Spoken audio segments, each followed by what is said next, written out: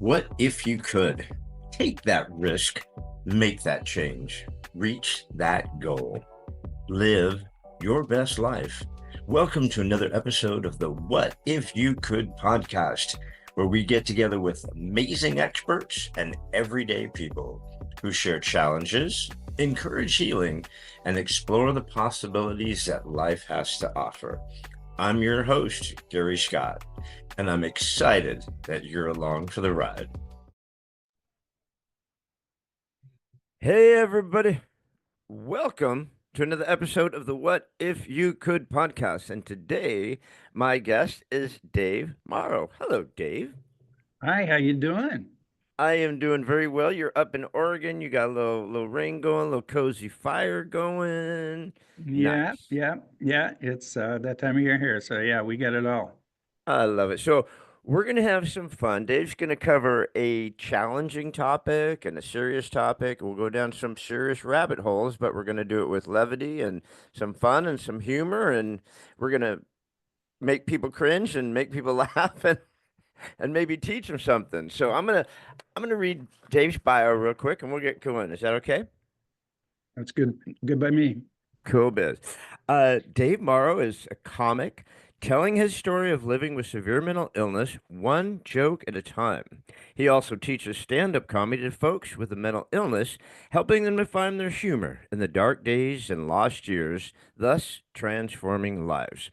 A best-selling author of the Oh My God, That's Me mental health books with over 17,000 sold, and a blogger with over 1 million reads, and a comic who shatters stigma one joke at a time. Dave has overcome hospitalization and homelessness and shares his story of resilience to help others know that they are not alone and that healing is possible.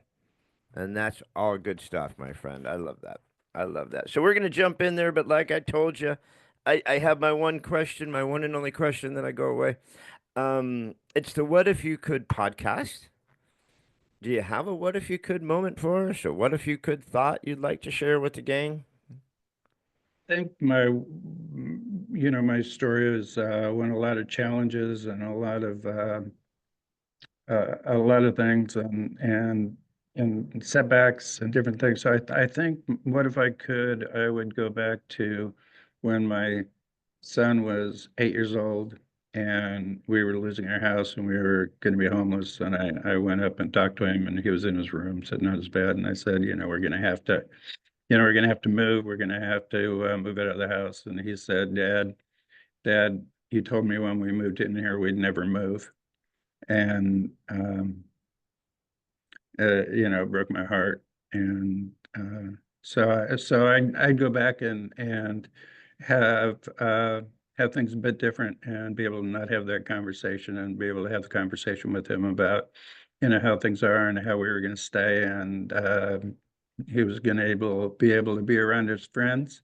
So I think that's a what if I could. And the other one, what if I could, and I'm working on it, is my um, grandkids, my kids. Always send them out the door on the way to school. It's do something nice for somebody and do your best. And what if I could is to have them internalize that and live with that and help that shape their lives. Well, that is a good message, my friend. I mean, one law that we've had forever in our household is we never leave the whole house mad. And we always make sure we have a big hug and tell you I love you before we leave the house. Even if you are mad and you don't love me at that moment, I don't care. That's what we're going to do. And, then my wife got sick of cancer and died. And it was like, man, I'm glad that we never had those, mean times. We had the tough times like you. We've all, a lot of people have been in that spot, had to have that conversation. So, how did, I mean, what does that do? What does that do to a family? What does that do to folks in your experience? When you have that conversation, when you go through that stuff. Eh, There's two things. One is there's a sense of loss, lots of friendships, lots of our home, lots of a lot of different things. Because, I was sick with my mental health, and we were a couple of $100,000 in debt, and we just couldn't stay. We just couldn't afford the house to stay. So the regrets, but also it brings family together. We were in a basement of some friend's house, and the kids slept in an alcove under the stairs, and um, it was, I don't know, 500 square feet. And we went through those tough times, and it brought us together, and we know that we've got that strength, and the kids know we love them. And my wife and my wife's the hero of my story. You know, somebody has a mental breakdown and loses everything, our business is everything, and then ends up homeless, and anybody else would have left me. She didn't leave me. She stayed with me. Um, if she would have left me, I know I would have been living in a SOR and a single room occupancy hotel in Old Town Portland. You know, I just I never would have recovered. So she stayed with me, and her strengths. She's the hero of my story. She held us together. And eventually we paid off all our debts. We didn't file Chapter 7 bankruptcy. We did a Chapter 13. So we paid off all our debts, and came out the other side. And yeah, we built a good life. How old, if I may, how old were the kids when you had that conversation about the house? My son was 8, and my daughter was 10. Our Yeah. conversation. Yeah.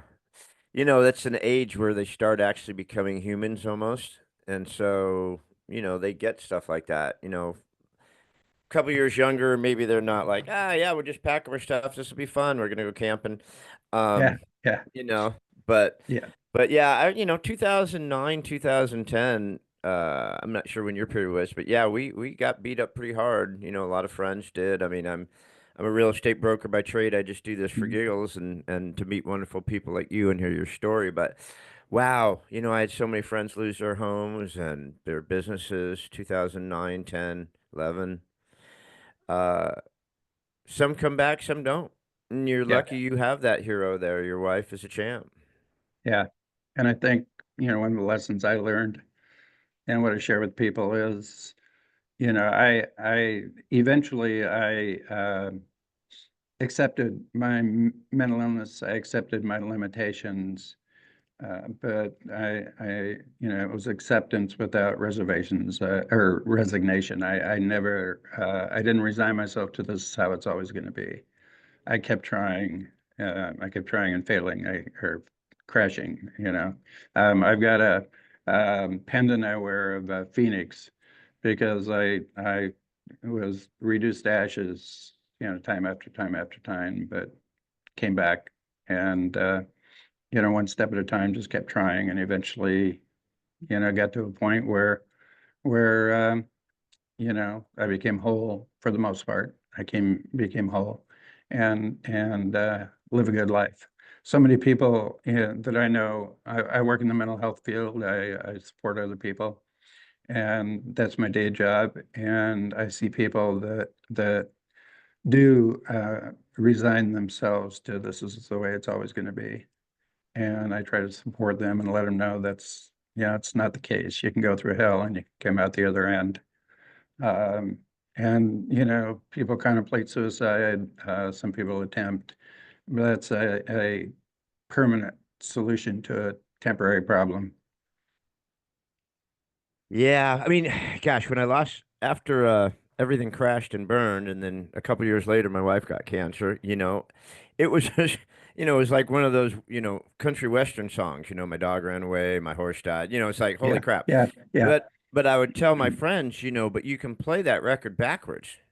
The horse comes back, the dog's not dead. Your house is okay. The cows are okay. You can play that record backwards. Hmm. You can't get your wife back. A house is just a house. Money's just money. Um, but if you could somehow come out of that darkness And it's dark, brother. You know that, right? I mean, sometimes you're just Oh like, yeah. holy crap, this cave has no ending, right? And then when there's Yeah, light at the end of the tunnel, it's a train, right? yeah, the playing it backwards, I've never heard that. That's great. That's really great. I like that a lot. And you know, you've been there. People don't understand, you know, what true depression and true loss. You know, my dark days and my deep depression from my bipolar disorder, it was um, everything I could do to you know get out of bed. It was everything. I'd sleep in my clothes because it was too much to take them up and put them back on. I couldn't shower. I don't know why people with mental health challenge, it's so hard to shower, but I couldn't shower. Sometimes went for 8, 10 weeks between showers because I just couldn't do it. If I got downstairs to the couch, I'd sit on the couch and it was just everything I could do just to be, just to exist, just to be. That's depression. That's the darkness. That's the depths that unless you've been there, it's you know you can't truly understand. There's situational depression that happens. Somebody loses their job or something happens and they get depressed and then come out of it. But then there's clinical depression or the you go into those depths and it is so dark and you just you know, like I said, it's everything I did. It was everything I could do just to be, just to hold it together. And I'd pray for peace of mind. I'm not a religious person, but I'd pray. I'd just pray for peace of mind. My mind would be racing, and it was always negative loop, just negative, negative, negative, and I couldn't get out of that. Um, couldn't laugh, couldn't smile. You know, it was hard to play with the kids. I mean, I couldn't play with the kids. So again, more loss and yeah, that's the depth and darkness of depression. And you know, I mean, you know, Yeah. You know, it's interesting what you say about the showering and changing clothes and stuff and the gal that was a secretary for the owner of a real estate company I worked at, after April had passed and we had a little chance to have a little bit of levity, she said, "You know, Gary, you wore those same gold pants for like 45 days in a row." I'm like, what? I go, do I have gold pants? First of all, I don't remember having gold pants. Who has gold pants, right? Unless you're like, unless you're freaking Freddie Mercury or something. Um, and second of all, I'm like, did you count? She goes, we all counted. It's like, dude, there were gold pants for one, and you never changed them. I mean, all the way to the last days, because I basically was living at the hospital for the last couple of weeks of life, and then coming into the office and going back. I didn't want to change. I might have showered. I don't, and if I did, it was probably at the hospital with her, right? But yeah, there's something about I think you just lose. Not only do you not care what you look like or smell like or feel like or look like, I mean, that's just like the furthest thing from your mind. But I just think you're in such a dark place. The last thing you really even see is what you look like or what you're wearing, right? I mean, you're just in such that dark fog. I mean, even eating. I mean, I lost like 20 pounds. It's like who wants to eat, right? yeah, it's too much to cook something to eat. It's too much to stick something in the microwave. It's just too much. You know, it's just too much. But one of the things I helped that I found helped me was when I was on the couch and just holding it together and feeling lost and unproductive. I watched the cooking channel and the cooking network. And so I was watching the cooking network. It got me out of my head and I was learning something. I didn't, you know, do the recipes and whatnot necessarily, but I learned what spice goes with what and what, you know. And so I had a sense for that. And so I was doing something without doing anything, but I was learning. And when I was watching the cooking channel, I had I was calm. So I had some peace of mind. So I did a lot of that. And then I found myself reading, I don't know, I got into Russian literature and, big books. And Into so what? Into what literature? Russian literature, Oh wow, yeah, those are big books. Those are some y- tales. Yeah, those are some tales. So I read Tolstoy and Dostoevsky and and Solzhenitsyn and all those, and so I get lost in those books. And um, but when I put them down, the negative thoughts and the racing thoughts and all that stuff would come back. But Yeah. I do have a joke about um, my when I was depressed. Well, we've talked about the depression, but mine was bipolar, so I had the mania too. And when I was manic, I'd have constant thoughts about sexuality, sexuality. Fortunately, I was inept, so I never was successful in getting anybody to sleep with me. So I was always faithful. I very inept, but so those things are going on. But I have a joke about that, about mania and depression, and the joke is when I knew I was depressed because it was everything I could do just to get out of bed, and I spent all my time trying to get out of bed, and when I was manic, I spent all my time trying to get my wife into bed. Yeah. Well, she's a trooper, but not that much of a trooper, buddy, because you were. Yeah, I know. Yeah, I know. So how long, Dave? How long that you know of? Because hell, it could have started long before, right? I mean, how long do you know of that you were in this when you just knew, uh-oh, something in my cabeza is no bueno, and something's wrong? How long did was that period before you started to come out? Yeah, we had successful businesses and we're doing great and financially secure. And then I had my breakdown. I was driving down the freeway going from one of the businesses to another and stressed out, and my mind was racing, and my mind just snapped. You hear that, but I actually, it was like a twig snapping. I heard it and I felt it like an electric shock in my brain, small one, and my face went slack. Um, my eyesight got blurry. My, I went numb. Uh, I just, it was everything I could do to get home, and that was 1996. So that was the worst of it. I knew I had the ups and downs before that, but this was 96 was the big one. And then I had 14 lost years. I call them my lost years, my dark days, where, um, the depths of depression and the other things, and doing everything I could just to be, or trying to put one foot in front of the other. I kept trying and trying and trying. I took classes when I could. I took some classes at Portland State to it took me 40 years to get my degree. But I went to Portland State and took some classes, and it was the hardest thing I did. I'd have panic attacks if I had to associate or deal or work with other students. I'd sit in the back of the class in the corner so that there was nobody, I didn't have anybody beside me. I didn't look to the left. The only person, I had somebody in front of me. So I had somebody in the left, but I never looked to the left. And I just couldn't interact. So I was safe in that spot. I was secure in that spot. I kind of tried to blend into the wall.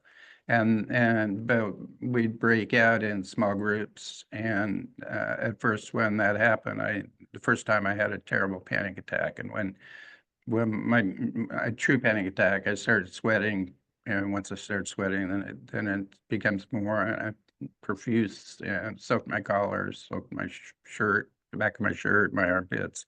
I just profusely sweating, and I had to escape. It was a panic attack, and so I left the room and went to the bathroom and stayed in there until the class was over. Then I went back in and got my backpack, and uh, that happened over and over and over. And every time there's a panic attack, it took me days to recover. Just, it takes so much out of you. So it was one of the toughest things I ever did, just to go back and just to go back. One day I'd had a particularly bad day, and my wife Heather was picking me up that day, and I was I went out in front of the building and sat on the sidewalk waiting for her, and she was late. And I knew that if she didn't come, I wasn't moving. I wasn't getting up. I mean, I was just done.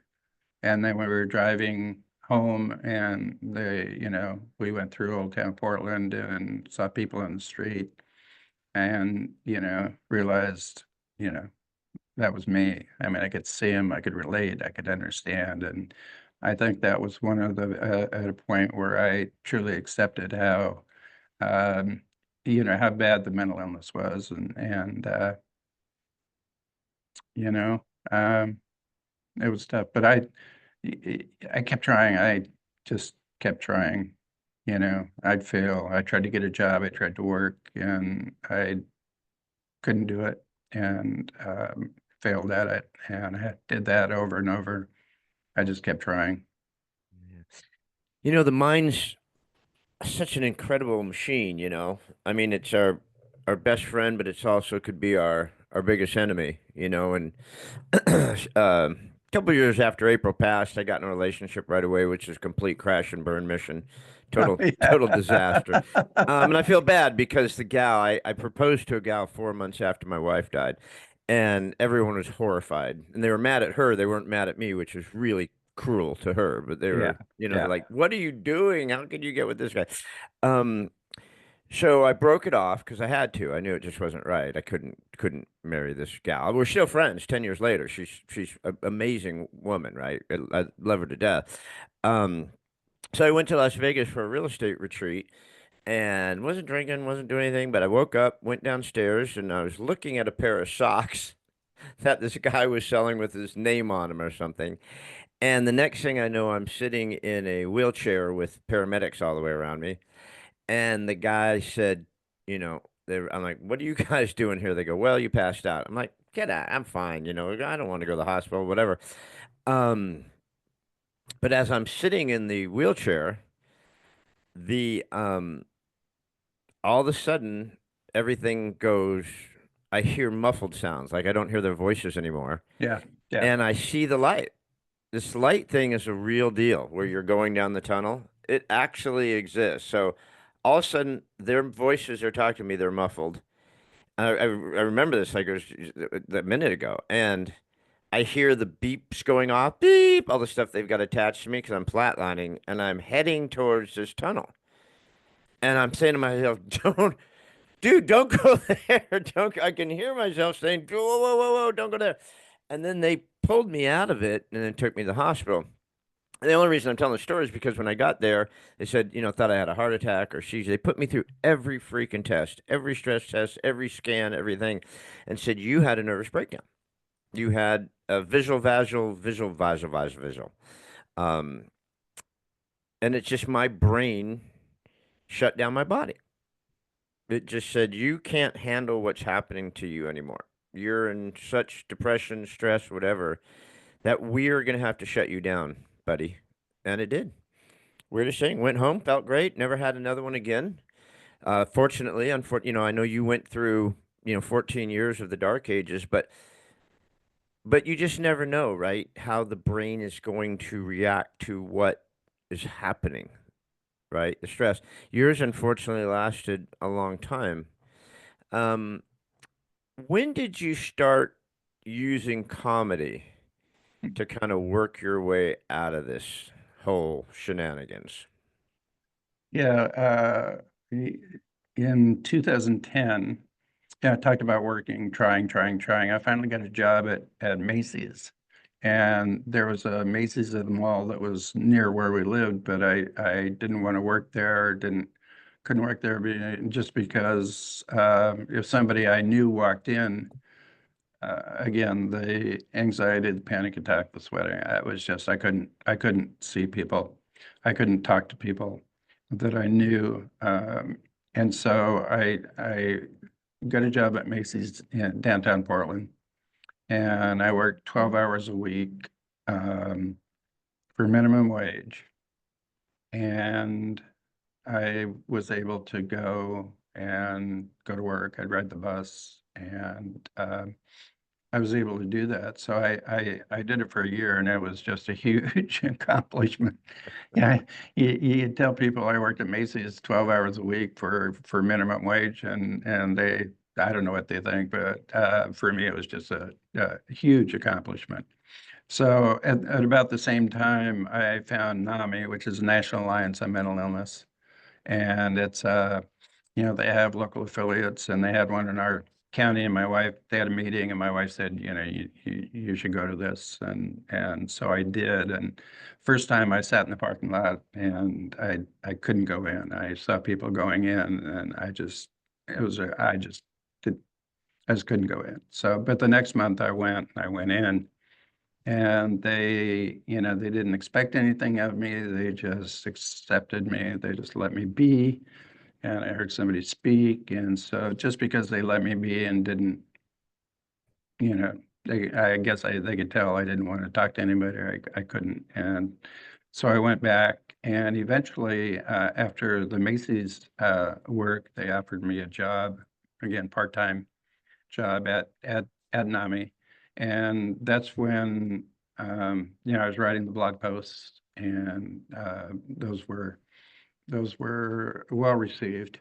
And Was the blog post just basically your story? You were telling your day-to-day story and your past story of what had been going on?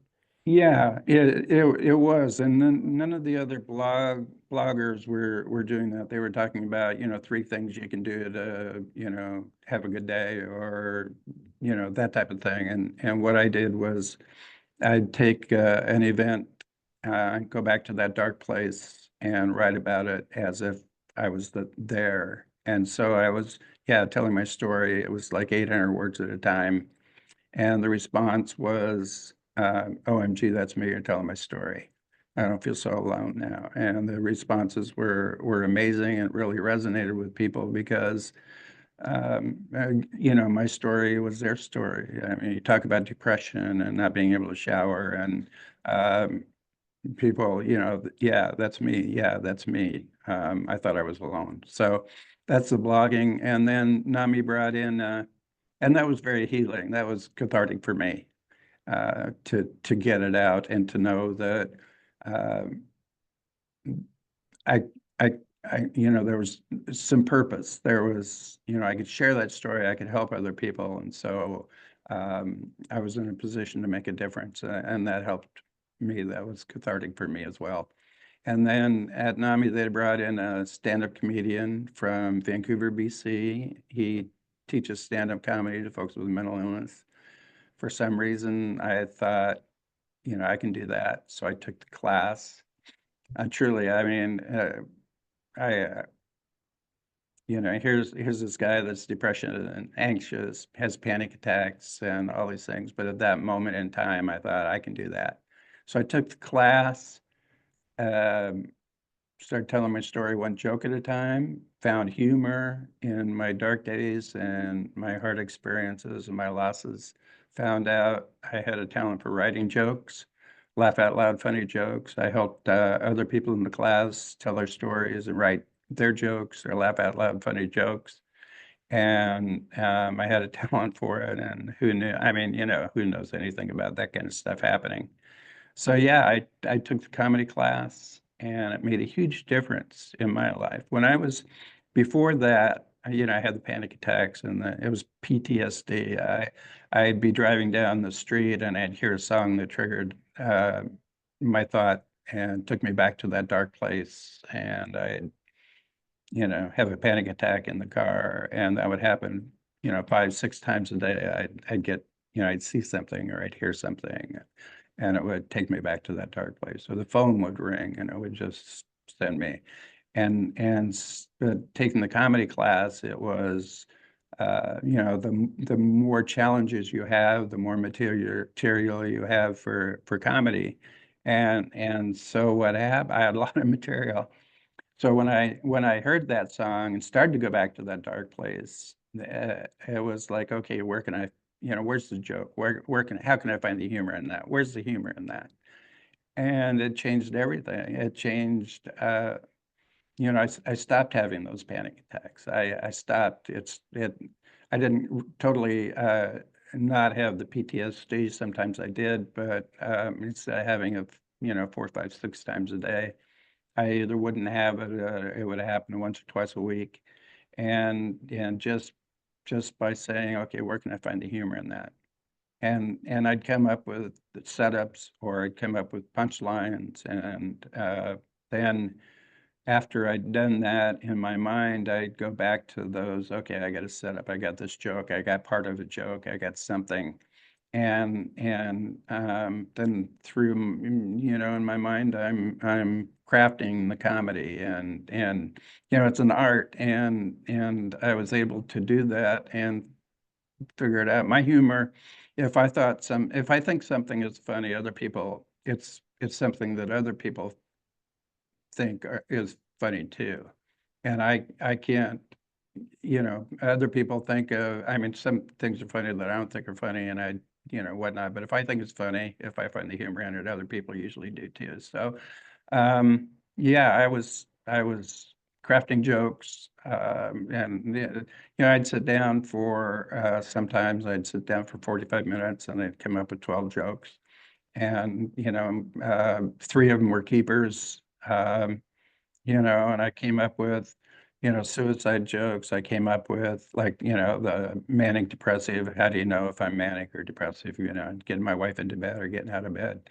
Um, I have one. We own some restaurants, and so there's one joke I have where, I'd be driving by a restaurant, and if it reminded me of mine or the business, I'd go down that rabbit hole and go back to that dark day and losing that and the dark days. But looking for the humor in it, I would be driving down the street, and I'd drive by a restaurant, and they'd have a sign out front, and it said happy hour. So I think that's discriminatory. There should also be a crappy there should also be a crappy hour for depressed people, and bipolar people can go to both. So I mean, that's the type of thing that would come to Were my brain. you funny before this all happened? Like, were I you was like the jokey kind of guy before all this happened?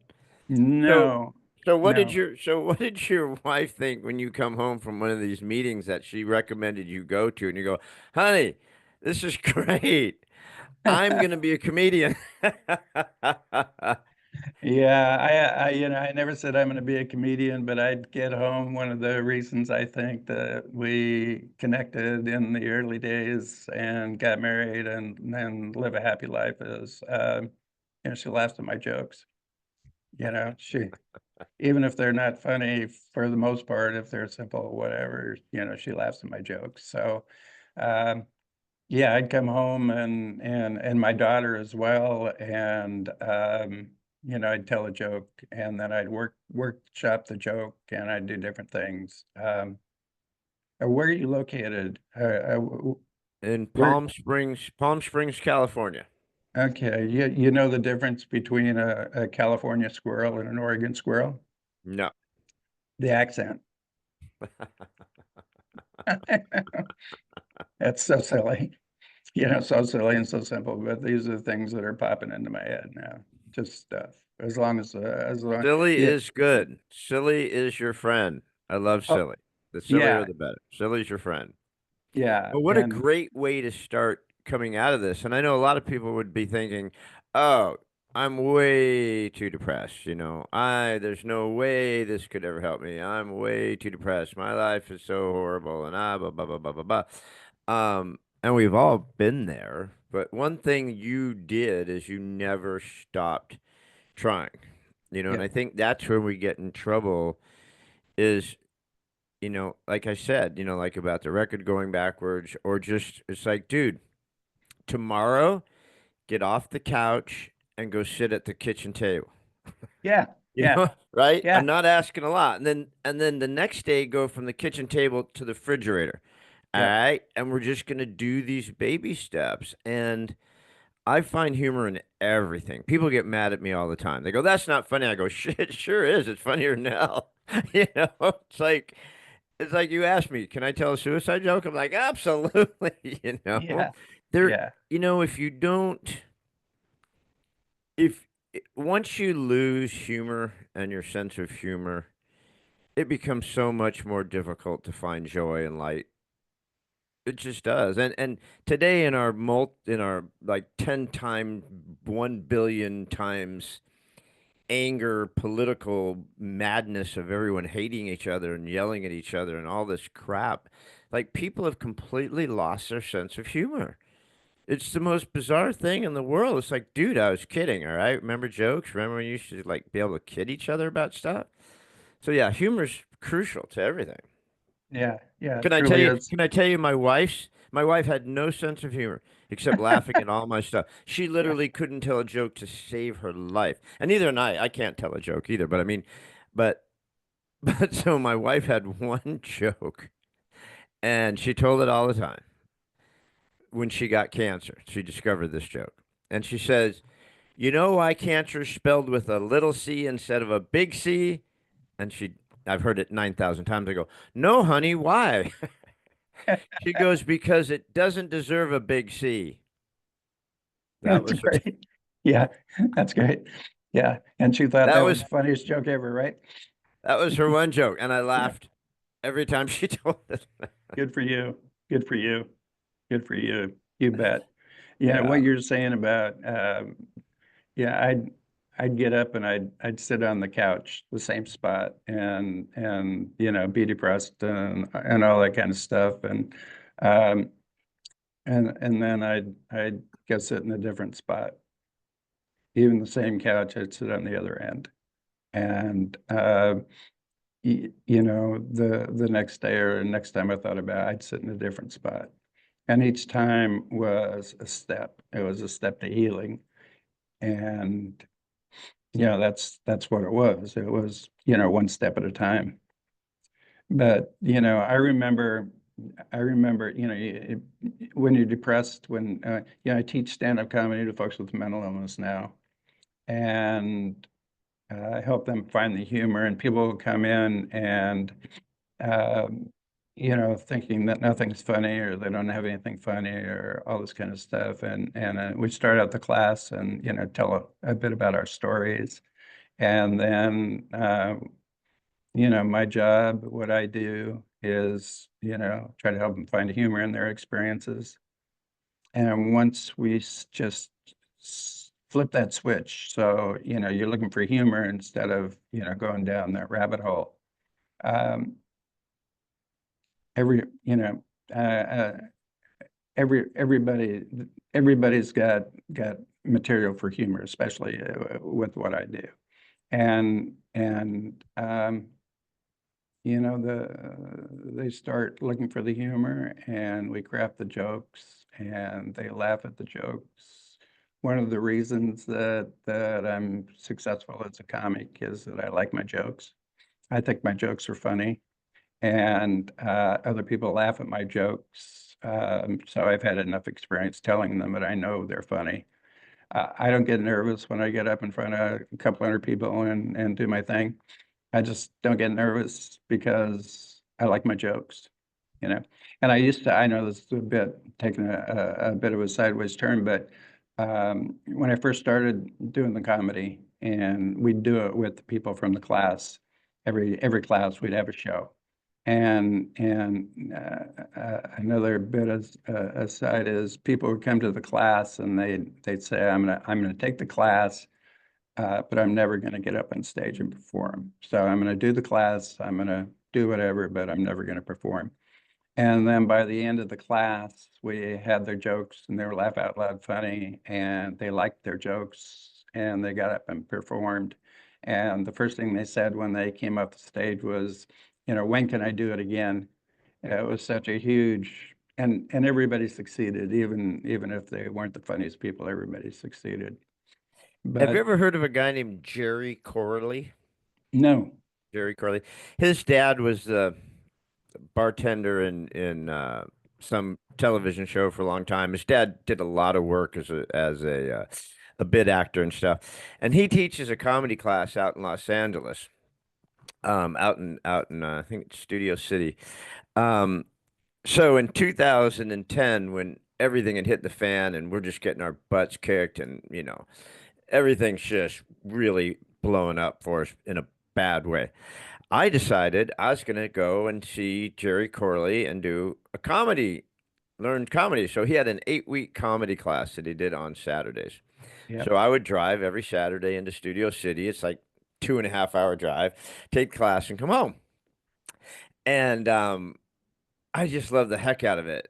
But it's hard. It's hard. I mean, he's really good. He does a lot of different classes. He does, how to be a late night stand-up guy, how to do clean, how to do for corporate gigs, how to write, how to be a writer for like late night shows and stuff like that. So he's really good. He's really funny. But it's hard.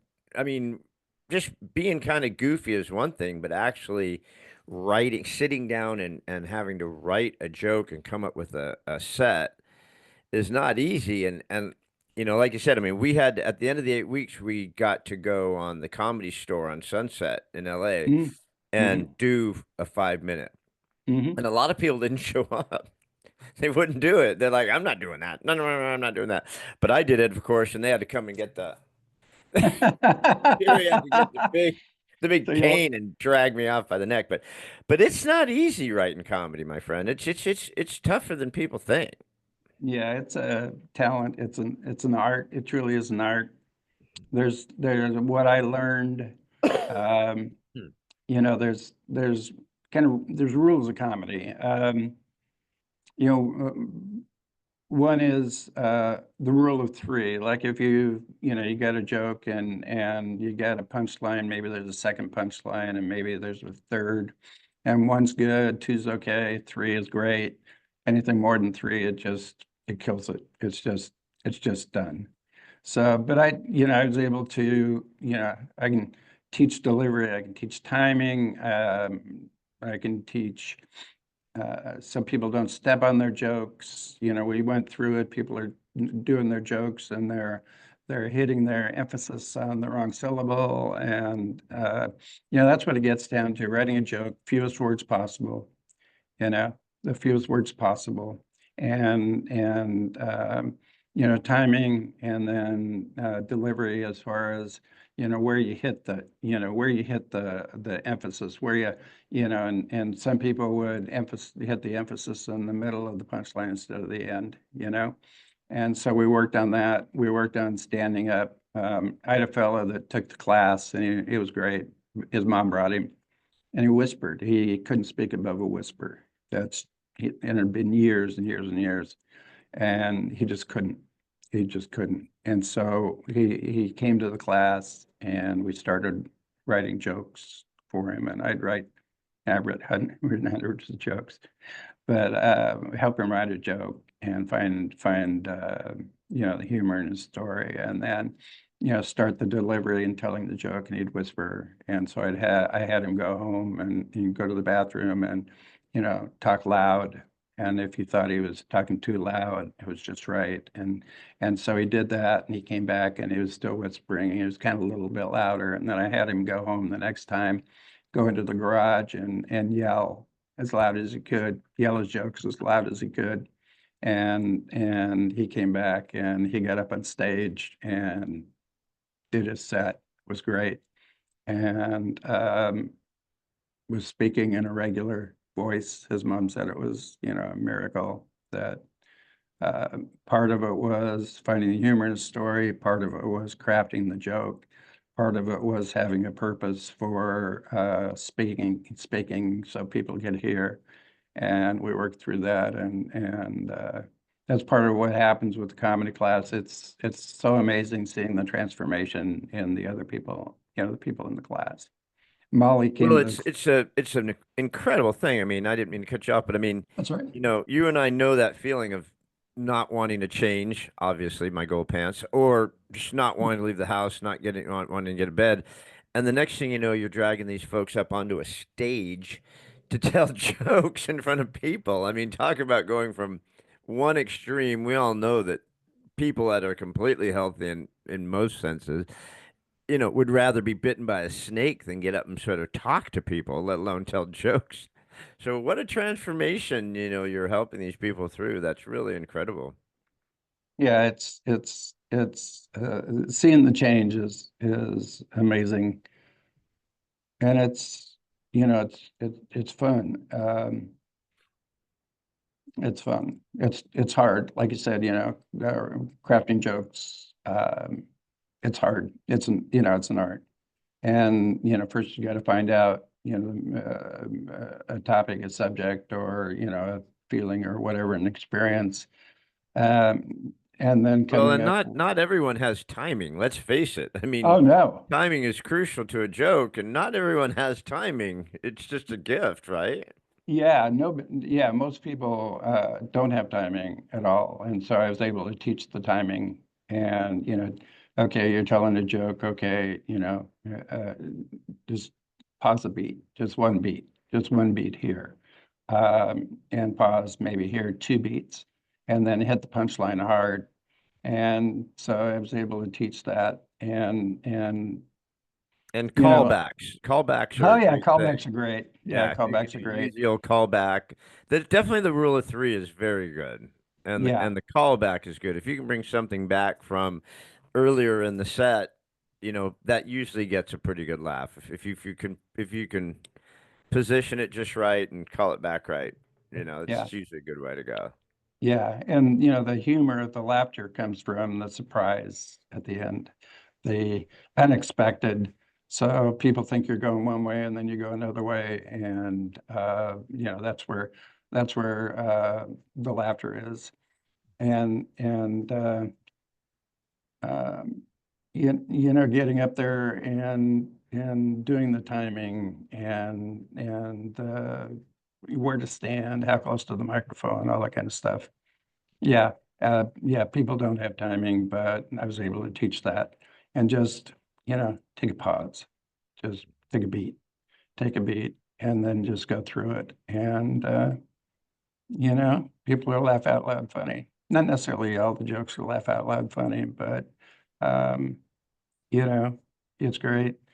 Molly came to class. Her mom brought her, and Molly was suicidal, and she was a doctor, and that's what she always wanted to do, be a doctor and be a doctor in her hometown. And she had to give up she went through medical school, and she was a doctor doing her residency, and she had to give it all up because of her mental illness. She just couldn't do it. So she came to class. Her mom brought her. She'd lost everything. She had lost her goal. She was terribly depressed. She was suicidal. And she came to the class and we started looking for the humor in, her loss and different things. And we found humor in it. Um, and she performed and she was great. And her mom said, and now she performs around town. She's a busy comic. And her mom said, the comedy saved her life. Uh, so it's you know, and to see these people that come in that don't think they're funny, or sometimes the worst folks to take the class are the people that think they're funny, and that um, have this sense of humor that who knows where it comes from, but it's not funny, and so getting that, but you know, yeah, it's interesting. I can teach anybody how to do stand-up comedy. It's anybody.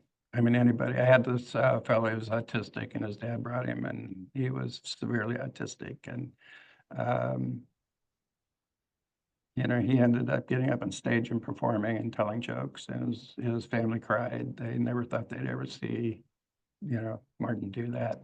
Um, yeah, it's and it's rewarding and it's fun, and um, you know, just And then uh, what's the deal with the books now? Are the books have your comedy in it? Do the books how many books are there? There three?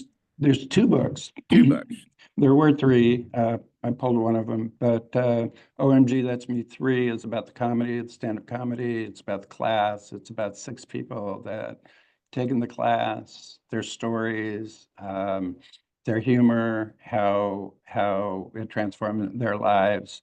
And it's paperback and Kindle. And just recently we came out an audiobook, and the audiobook is really cool. It's great because we were able to splice in their acts, them up on Awesome. stage telling their jokes. And so, I mean, it's been described as, anyway, lots of superlatives. It's a great book. It's a great audiobook. And that's OMG, That's Me 3. And OMG, That's Me, the first one is, it's a compilation of the blog posts, the popular blog posts, and put it in a book. It's sold over 17,000 copies. And I'm sure when you self-publish a book, you sell about 50 copies to family and friends. Exactly. Yeah. Yeah. And, Yeah. and this one, resonates with people. So it's sold, 17,000 copies. And, but yeah, So none of them are autobiographical about your story. no, Not yet. there are bits and pieces about my story. And I've thought about it, but yeah, yeah, I've thought about it. It's in there. It's in there somewhere. But Yeah. we talked a bit about depression. I read a depression joke. And depression's never funny except when it is. And people I talk about a depression joke, and people go, oh my God, what's he going to say? And but the joke goes that because I was suicidal, and had that experience, and it was dark. But when things were really bad, I decided to end it all. So I went up into the bathroom and I took a bunch of pills. Afterwards, I called my wife for help. She said there are more pills under the sink.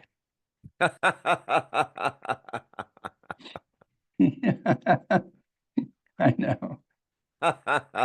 That's one of the favorite jokes. People with mental illness just love that joke. Families love the joke. I've never had anybody complain about the joke. It's like I tell the It's joke, and funny. it's like, can I laugh? It's funny, and then it takes a beat before people just break out laughing. So yeah, it's No, one it's of it. funny. That is an LOL joke. That is no. Yeah, So Dave, how are you now? How is Dave Mowry now? How are you now? I still have limitations. I have to take care of myself. I have to make sure and get enough sleep. That's huge. That's huge for folks with mental illness. If I don't get enough sleep, I go backwards. I have medicine that works. It took years and years and years to get the right diagnosis, but I have the right combination of meds. But those work. So I'm good. I still have limitations. I know what they are. I don't put myself in those spots uh, where it's going to hurt me or my family. But yeah, I'm good. I used to, I talked about not wanting to see people. If I went to the mailbox and anybody else was out there and they looked at me, I knew they'd look at my eyes and see how bad things were. And I'd pretend I was okay, but I was pretending was exhausting. So I took to going to the mailbox at night because I knew, I wouldn't see anybody, wouldn't have to talk to anybody, nobody'd look at my eyes. And that was the past, and now I can interact with people. I talk to people. I can get up on stage. I can tell my story. Yeah, things are good. You maybe it's one step at a time. It is one step at a time, but there is, you do come out the other side. And I tell people say, okay, you know, what do you want people to know? Or what can you say to people? And I say, just don't get stuck. Just like you were saying, sit somewhere else, move from one spot to another in the house. Just anything, just don't get stuck. Don't get stuck. What's next for you, Dave? What's next? Are you doing the counseling with that program? Are you still working on the comedy? What's next for you? Funny It's kind guy. of I run this Yeah, it's a NAMI affiliate. It's in a large, 600,000 people in the county. And so I run that affiliate and do peer support. I work with folks with mental illness. And when somebody has, they share their experience when they know they're talking to somebody that also has had that experience. So I do that work. I still come up with jokes. They just come, they just come. And so I enjoy that. I write and I've got ideas for books. I had my 14 lost years and uh, I'm 70, and 70 is the new 60. And then I had my 14 last years, so I'm actually 46. And I got all the energy and you know, look at opportunities and there's things I want to do. And again, don't get stuck. I've got, things I'm going to try. I'm guesting on the blogs and really enjoying that. And somehow got discovered and just am busy as, I could do 3 week if I was so inclined. People are asking me to come on and join them for the shows, and so doing that.